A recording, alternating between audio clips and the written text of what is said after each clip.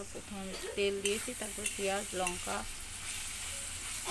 আর রসুন দিলাম, তারপরে গোটা গোটা ধনিয়া গুঁড়ো, জিরে গুঁড়ো সব এগুলো আমি একসঙ্গে দিয়ে দিয়েছি পুরোটা, কারণ এখানে বাটার কোনো নাই। তারপরে দিলাম হলুদ গুঁড়ো, তারপরে জিরে, সম্বারা সব কিছু একসঙ্গে মিক্স করা, এটা ব্যাঙ্গালোরের মশলা।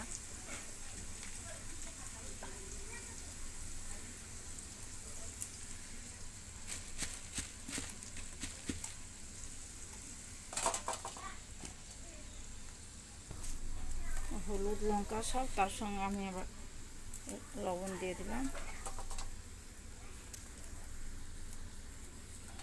ভালোভাবে নেড়ে নেব।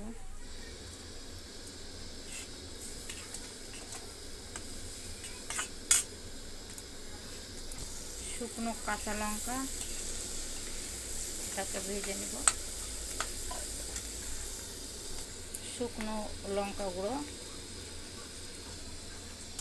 দেখুন বন্ধুরা, ভালোভাবে কষানো হয়ে গেছে। চিকেনটা আমি দিয়ে দিচ্ছি, এটাকে দিয়ে ভালো করে কষিয়ে নেব। একটু পরে জল লাগলে দেবো, নাহলে দেবো না।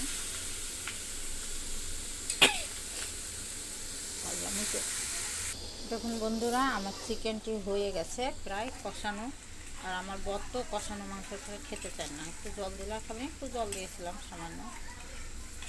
এইভাবে করলে খুব খুশি, আর জল দিলে খাবেও না, খুব বিরক্ত বোধ করবে।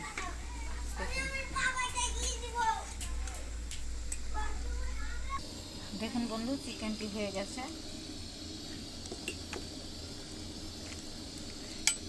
এটা একটু ভাজা জিরে, এলাচ সব মিক্স করা, ওটা দিয়ে দিলাম।